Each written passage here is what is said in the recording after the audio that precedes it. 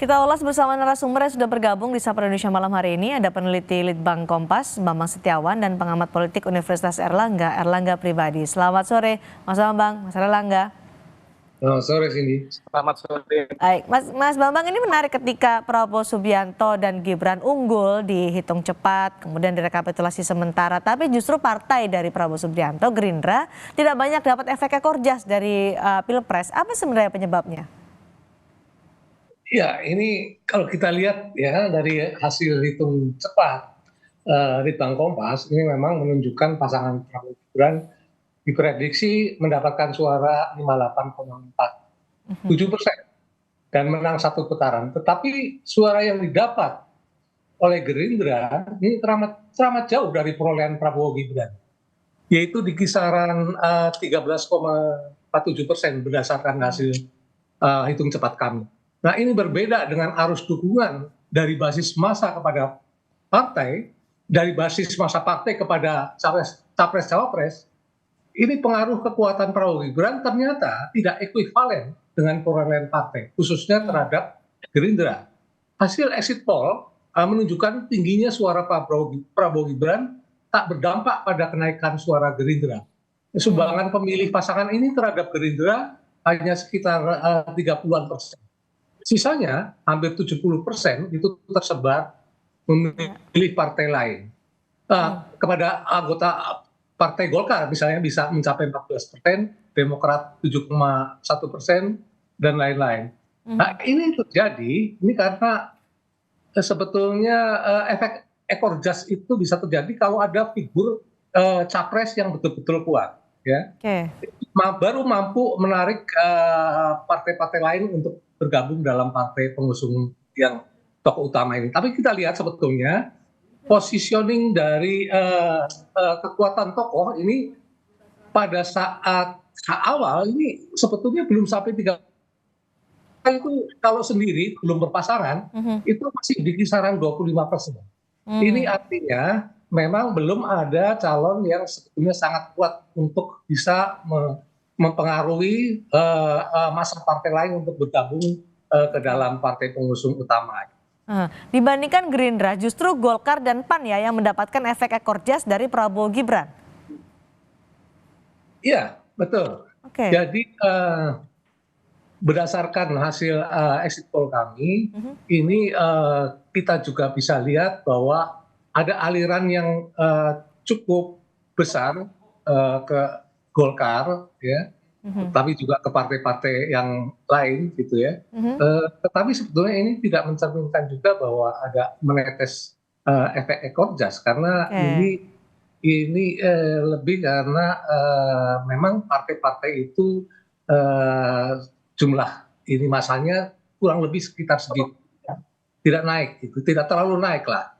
Ya, sedikit signifikan ya. Sedikit Golkar naik karena soal yang berbeda. Oke, baik. Mas Erlangga, bisa dijelaskan apa sebenarnya fenomena split ticket voting ini, di mana pemilih tidak serta-merta memilih partai politik yang mengusung capres-cawapres yang ia pilih?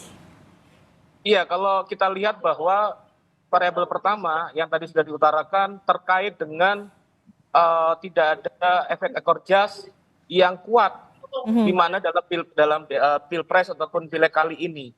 Artinya bahwa masing-masing kandidat sebetulnya tidak benar-benar memiliki kekuatan yang utama atau dominan yang bisa kemudian menggeret misalnya perolehan itu tersambung dengan kenaikan suara partai.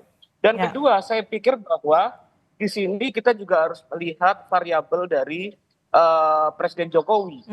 Kalau kita lihat bahwa Presiden Jokowi ini bisa diutarakan sebagai figur populis, di mana populismenya itu bahwa kekuatan dari figur tersebut sangat melampaui partai politik.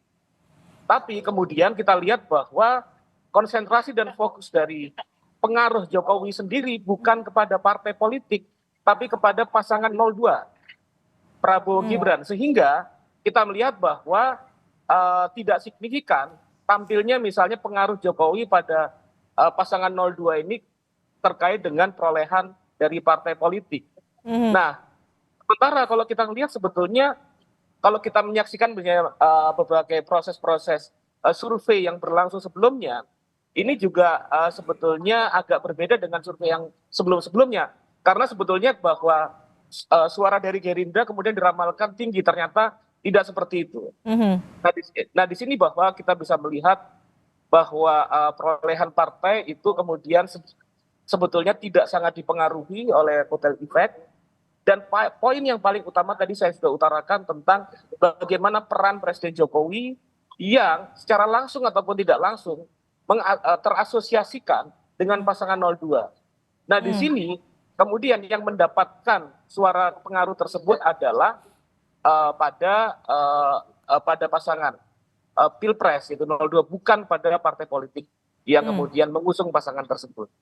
Efeknya sangat terasa di Prabowo dan Gibran Prabowo ya. dan Gibran karena Oke. ya karena persandingan Prabowo Gibran itu dimaknai oleh banyak orang sebagai perjumpaan antara Jokowi dan Prabowo. Kalau kita lihat misalnya selama 10 tahun terakhir pertarungan kontestasi Pilpres itu adalah seperti klasik ya. Klasik di mana kemudian kita melihat Prabowo Jokowi. Ya. Nah, hal ini berarti sebetulnya bahwa perjumpaan tersebut memiliki daya magnetis yang cukup kuat.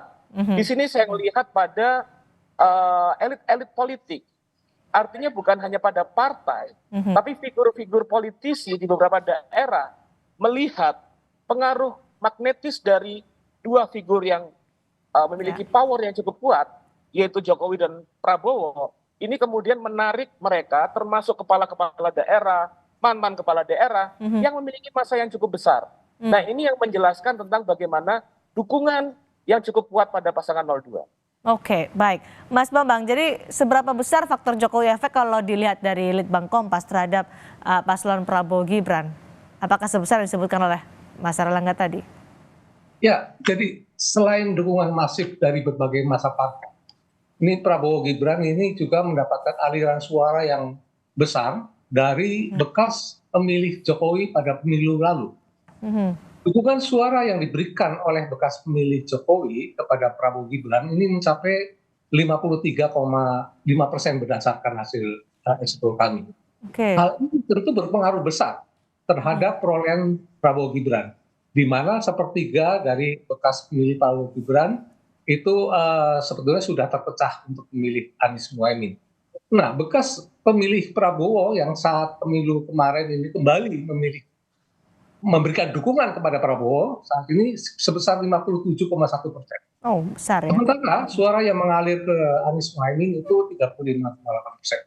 Nah, kalau kita lihat ya berdasarkan hitung-hitungan ini ya, kalau pada pemilu lalu suara yang diperoleh Jokowi Amin sebesar 55,5% dan yang diperoleh oleh Prabowo 44,5%. Nah, berdasarkan aliran dukungan yang tadi, kita bisa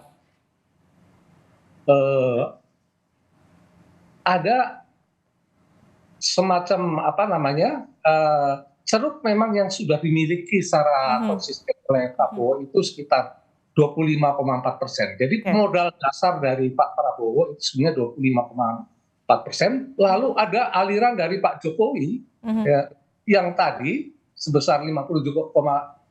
Kalau diterjemahkan dari dukungan pada pemilu lalu, maka jumlahnya sekitar 29,7%. Nah, ketika ini digabungkan, itu menjadi sekitar 55%. Jadi inilah efek Jokowi secara real dalam hitung-hitungan kita bisa lihat bahwa pengaruhnya bisa sampai 29,7% sendiri. Oke, baik. Efek Jokowi yang besar tadi dicatat atau ditangkap oleh Litbang Kompas bahwa mereka yang akhirnya memilih Prabowo Gibran tidak serta-merta memilih partai politik yang mengusung Prabowo Gibran dalam hal Gerindra. Maka kita melihat anomali ketika Prabowo unggul tapi Gerindra justru berada di posisi ketiga. Terima kasih Mas Erlangga pribadi, terima kasih juga Mas Bambang sudah bergabung bersama kami di Sapa Indonesia malam hari ini.